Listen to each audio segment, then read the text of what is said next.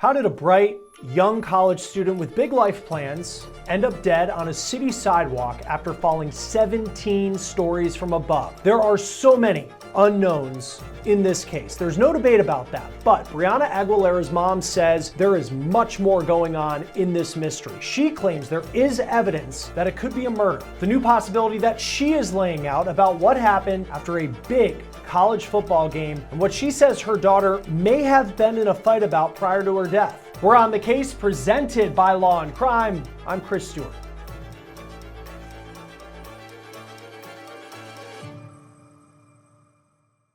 Hey guys, real quick, for many of us it is open enrollment again, and prices for health insurance can just make you feel like you're being exploited.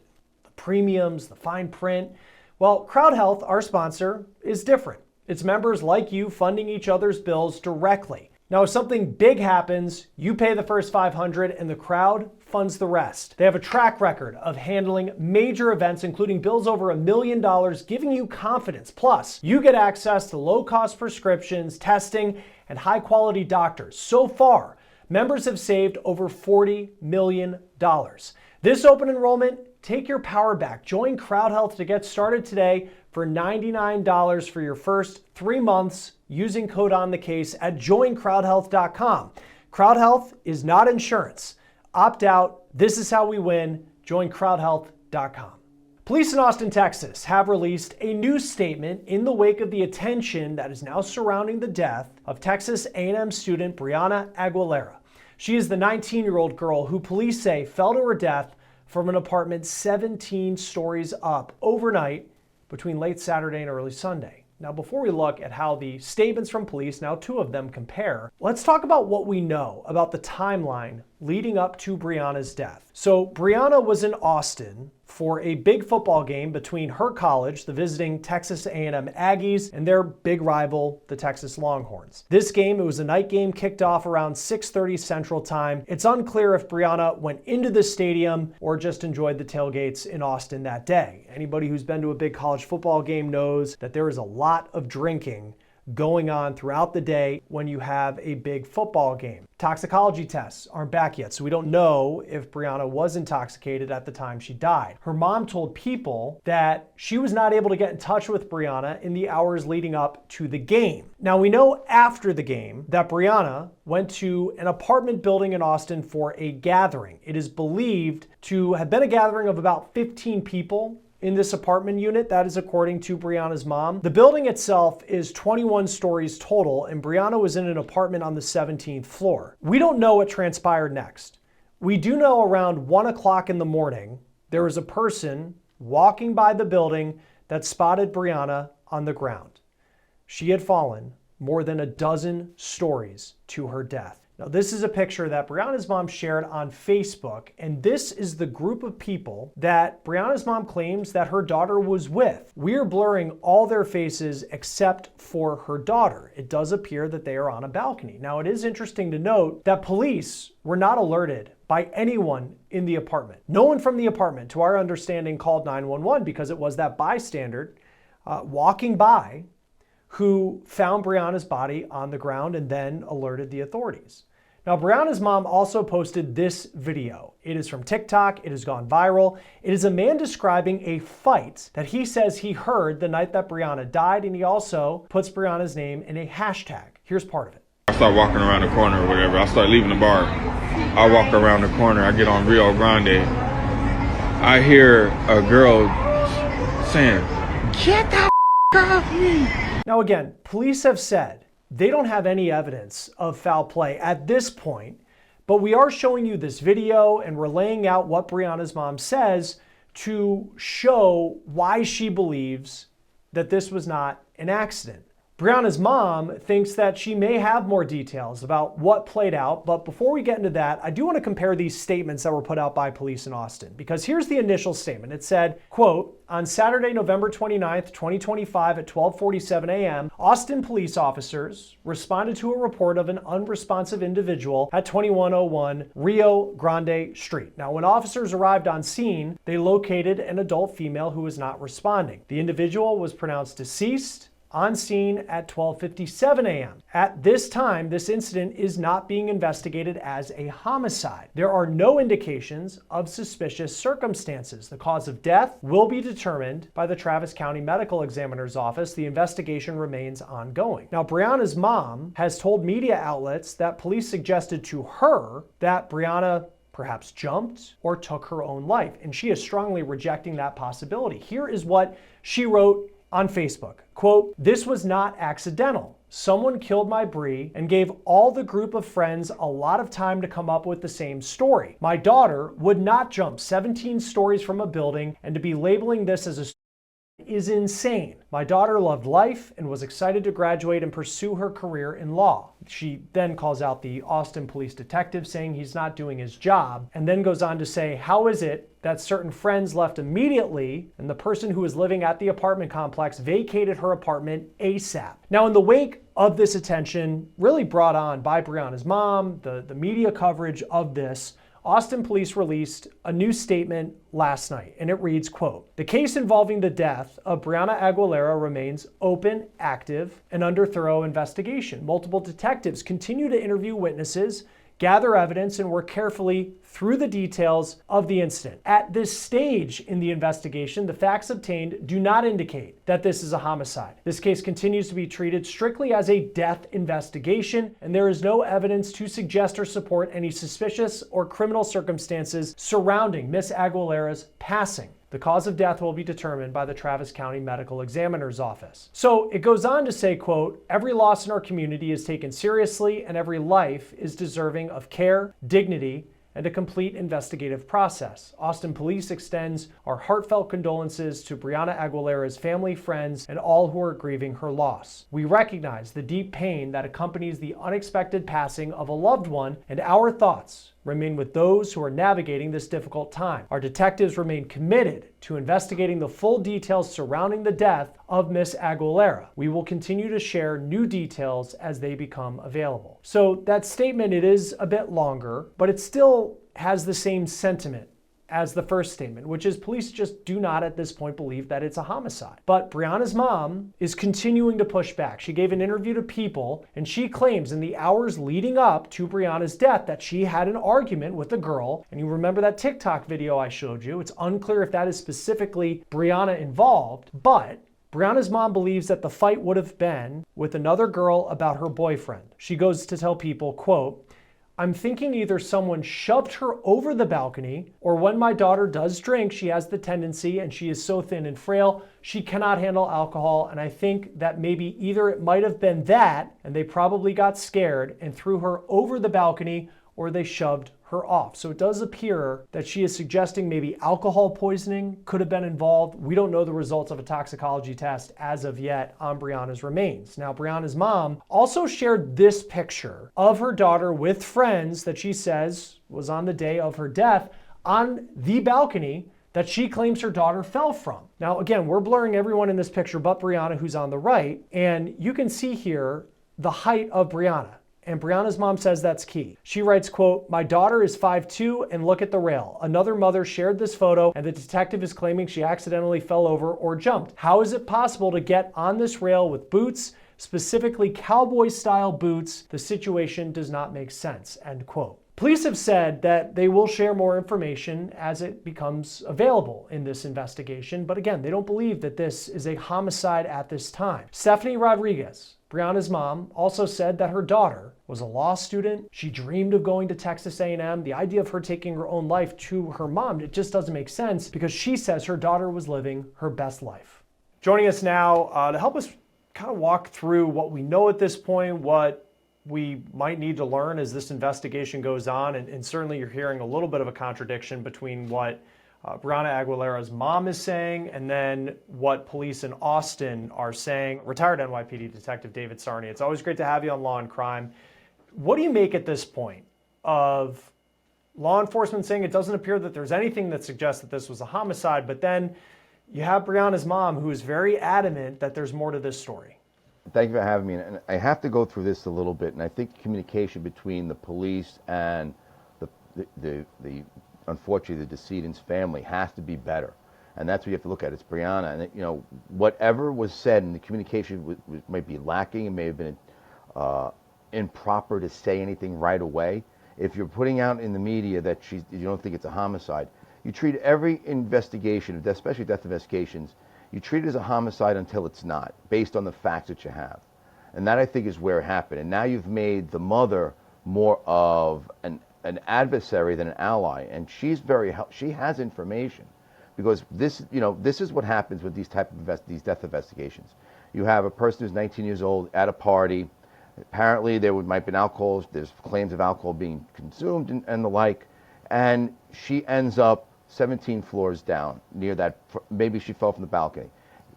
Did she fall or was she pushed? And you're going to find this out with the investigation. But what happens is, once you alienate the family, you now have somebody who's going to, everything you say now will be fought against, that this didn't happen. To say it's a homicide or it's not be investigated as a homicide probably shouldn't have happened. I don't know the communication, how they communicated with the parent, with the mom in this, but now you're going to have they're not going to believe you. And there's a lack of trust now between the family and the investigation that's going forward. So, but you're going to do what you're going to do as an investigator. This is an investigate DOA. You have a girl who is 19 years old at a party who is now found 17 floors below for where she was at. So you're going to do the interviews. You're going to do the video canvas. You're going to do an extensive video canvas. You're going to need to have any information she has from her cell phone. The mother has apparently text message from the cell phone. And the mother also tried to report it earlier as a missing person. So a lot of things came into play where you've now made the family an adversary to your investigation. And you really need their help in this, because you will have people present at the scene who are going to either say anything or say nothing. How many people were really actually at it? They're saying 15. Were there more? Were there less? Did anybody see or witnesses to this incident that caused her to fall 17 floors? Was there an argument outside? Was she pushed? You're going to look at video and everything along those lines, but you lost the family in this, and that's the thing you don't want to do, because they're your allies. You don't want to make them adversaries, and that's what's going to happen now. In the media, it's going to be beat up a lot against the police, and I'm sorry if the communication was poor. I think they have to really rectify that in order to move forward, especially with the mother. Because and listen, I can't imagine what she's going through, right? And to feel like there's something more there, to feel like you're not being heard. I think everybody understands like the anger and frustration with that. Part of the elements to this that I'm still kind of waiting for more information from police on is that nobody in the apartment, it seems, called 911. It's not like it was this moment where maybe she's backing up and she falls over the railing and everybody sees it and they're like, oh my gosh, call 911. It was a bystander that was walking on the street that found her body after it fell. I don't know how, it was around 1 o'clock in the morning. Don't know what time they believe that she fell. I'm sure they have security footage of that. But it just seems, I wouldn't say odd, because I'm not trying to act like there's more going on here than what police is saying, but it seems like for police to say, we believe that this was an accident, there's no sign of a homicide, to reach that conclusion, like someone must have told you something about what happened, or unless there's surveillance video of her, going over this balcony in some way. I don't know. Yeah, that again, the problem is the communication. And I think what happened is when the press release comes out, how far in the investigation are you? These death investigations, especially to a 19-year-old, was there drinking involved? There's a possibility of drinking. She was at a tailgate earlier. Was she, apparently, there's one story that she was removed. She was told to leave because if she was intox. I don't know. That's going to be part of the investigation that detectives follow, because we have, unfortunately, decedent, your Breanna, dead there. The ME's office that you're going to utilize, and obviously you're going to in an autopsy, is there any, and talking about 17 floors, the trauma on the body is severe, but is there anything outside the trauma that would be from a fall that it might have been present on Breanna's body? So that's what you're going to look at too, and those are the questions you're going to ask. You're going to ask anyone that she was in contact with. You're going to try and do a track of her cell phone records, her cell sites. Apparently her mother said her cell site hit it at a creek earlier, around 6 o'clock. You're going to look at all of these things. She was on a do not disturb. These are things that come into play, and that's part of the investigation. And that's why you need the parent, you need the mother really involved in this, that you show that you're empathetic to her plight. Her daughter is dead. That's what it comes down to. We're supposed to find out through the totality of circumstances to this case whether or not it is an accident or there's something more to it. And that's what it comes down to. These investigations, from what the autopsy will show, that the cause of death, but the manner of death is up to the investigators based on what they find out in the investigation. So you check her cell phones. You're going to speak to anyone who's with her prior to being at that hotel, at that apartment building, and this is where you have to really be honed in on the questions. Was the door to the balcony open or closed? Who was with her at the time? Because we're talking about intox. If you're talking about someone who's intox, how intox was she? So these are things these are questions that come into bear with this. Because unfortunately, when people are intoxicated, decisions are poor, body coordination is not there. We don't know, and that's going to come out once toxicology, autopsy, but the interviews of everybody involved and getting their phones, because that's another thing. You want to see whose phones, because if there's something that someone will do, especially in this generation, that younger generation, is take video. So if there's video of the party, is there video of anything going on? Is there a video of the incident itself? And you have to kind of work that as far as the detectives were in that part. And just seeing the mom's Facebook, and she posted a picture today of her daughter on what she says was the balcony that apparently, ahead of the game, everybody's kind of tailgating throughout the day, and they were at this apartment building, 17 floors up, and there's this balcony, and she points out that her daughter is 5'2". And it doesn't seem like, for me, I'm a little bit tall, I'm like 6'2" or so. So a railing, I think about it, would come to my waist. And even then, leaning back, it would take a lot to go over the railing. I guess just in your training as law enforcement, and I'm sure you've had cases where someone falls sadly to their death like this. How does height, weight, and the height of the railing, how does that all kind of factor into determining what might have happened? Well, there again comes back to what you're going to do, a reconstruction of the crime scene a little bit, trying to get an idea. Could it have been an accidental fall? But you really need to talk to the interview everybody present in that room. That's what you really need to do, because accidents happen. You don't want to tell the parent that. You don't want to say that, because this is her daughter, and as a parent you can feel that, and as a parent I could see that. Do these things happen? Unfortunately, in New York City, we've had people who've locked themselves out, try to climb through a fire escape, fall, and unfortunately, die. Accidents happen. But we're supposed to be, as investigators, determined by the facts available to us what actually happened. We're the truth finders.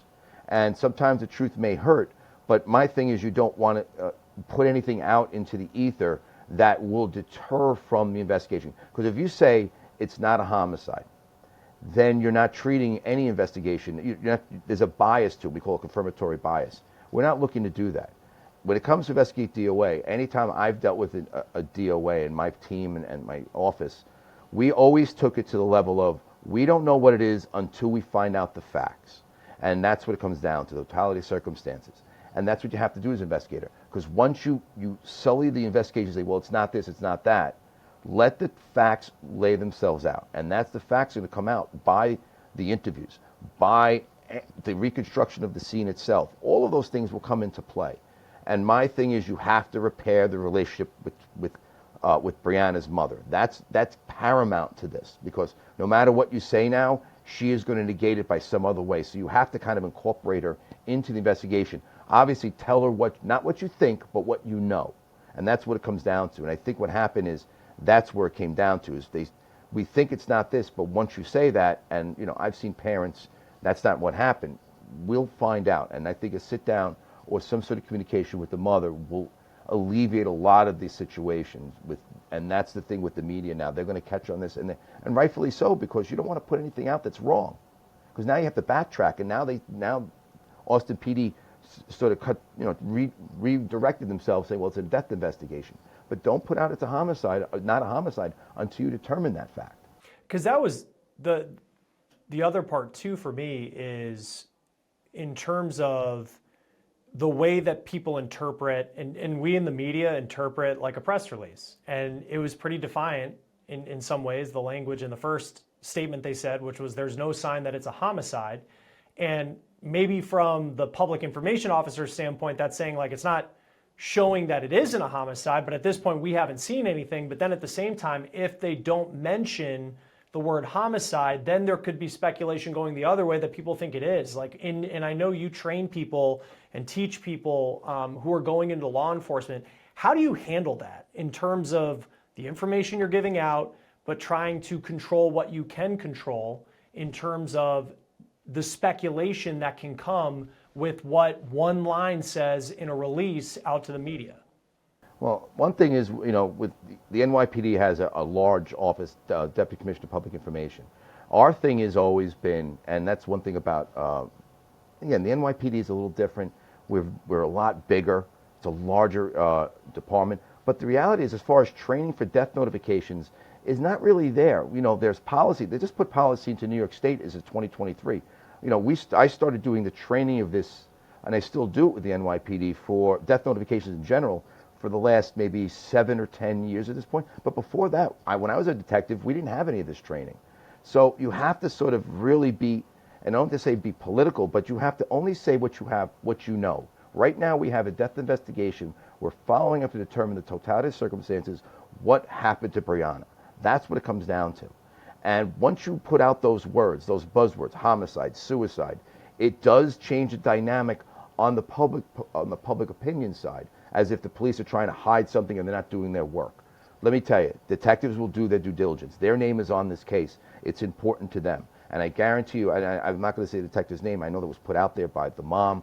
That's not my concern. My concern is we want to do what's right for the investigation and to help the mom understand the facts of this, whether it's A, B, or C. And we don't know yet. We'll find this out as the case goes.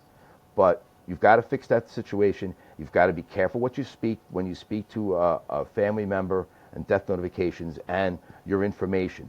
And one thing is you don't want to lead them and say, we're going to catch this guy. We're going to guarantee you it's not this, it's not that. Unless you have the facts and you know it exactly, then maybe you say it. But if you don't know the facts, don't say what you think. That's the one thing we really stress is unless you have real solid evidence or solid facts to talk about, and you also want to make sure the media doesn't get it before you. You want to keep the family up to date as much as possible in any of these situations. And Breanna's mom has the right to know what's going on, and the detective has to really open that corridor and actually, maybe take a step back. Say, yeah, we apologize for how it went, but this is what we're going to do from now on. We're going to communicate with you within a couple of hours what we have. If we don't have anything, you have my number, you have my email, you can contact me so you can get the information directly instead of getting it from the media, which will be all over this case because now it is a media case. And I think too, like another media, case that's received a lot of media attention. It's a different story in a lot of ways, but it's Ellen Greenberg out of Philadelphia. And there's just been so much criticism of how police responded that day, whether that's fair or not. And the idea that it was said to be a suicide from the very beginning, and then you have the family that's been pushing back against that for years. In this case, I think of somewhat of a chaotic scene on a day where there's a lot of drinking in Austin because of the football game, and police show up to this scene. Who knows what the witnesses said about, Breanna, her level of intoxication, whether someone actually did see something, maybe didn't call 911, we don't know.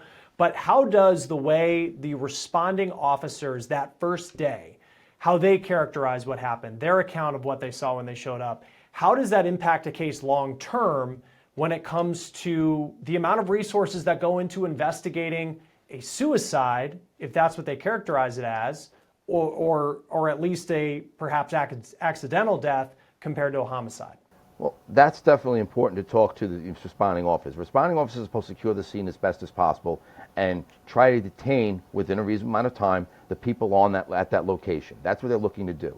So the whole problem is you have a body that's down on the 17th floor. They're dealing with that. They have to figure out where that body was from, and they're going to have to locate the location where she fell from. That's how they know 17 stories. They go back up, they find out what happened. So somewhere along the line, someone was able to tell them that where she fell from.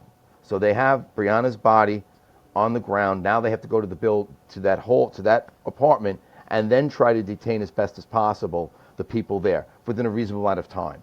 Resources were probably stretched, unfortunately, when you talk about police, and especially talk about Austin. Their police department has been way diminished in personnel. It's a problem for that. It's a problem for many police departments now. These sometimes will create problems as far as response time, as far as able to secure a scene properly, because now you have a decedent that's in an area that has to be secured. Now you have to go to the location to find out where it happened. So the amount of personnel available may be limited. The amount of time it takes for responding officers and detectives and more responding officers to get to that scene may be long. So these are things you have to come into play. And I understand the mom did not get notification of her daughter's death for several hours, and there may be reasons for that. But one thing you have to understand is police do what they can with the available resources they have. And I can't criticize something that I see way too often. And people have to realize, because of the diminished capacities of many law enforcement as far as personnel, retention, and recruitment, this has created a chasm of these type of cases where people feel there should be immediate responses and immediate things. We'd like to do that. We have investigative steps, you do all of this, but things take time. And I don't know how much time it took between, we have 911 call comes in at about 12:56, decedent at 12:57, she's declared dead there. Call comes in at 12:54. Now, how long did it take for the police to get to that room to find people there? And then, were there more? She said, the mom says there's 15 people. Were there more than 15 people there? That's where you're going to have to see. Hopefully, there's cameras in that complex where you can see people either leaving or in the hallway or in the lobby, wherever it's going to be, and then try to pin them down to see who was in that room at the time. Breanna was up in that room, and right now we have an investigate. That's what you have, an escape DOA. I'm not going to say one way or the other, but she fell, either pushed or fell. We'll find this out with the case. But she is no longer running that apartment. Who was there to see or have anything available information that can determine how that happened? And we'll see what happens next. I mean, obviously, just continue to just feel awful for this family and what they're going through, and now the attention that is on this case. How does that impact the investigation as well? Retired NYPD Detective David Sarney, it's always great to have you on Law and Crime. Thanks for being with us. Thank you very much. Stay safe. Now, as this story has been getting attention, we have seen a lot of people offering support to Breanna's family. There is a GoFundMe. It has raised tens of thousands of dollars. That will do it for On the Case, presented by Law and Crime. Subscribe to us on YouTube and Spotify. I'm Chris Stewart. We'll see you next time.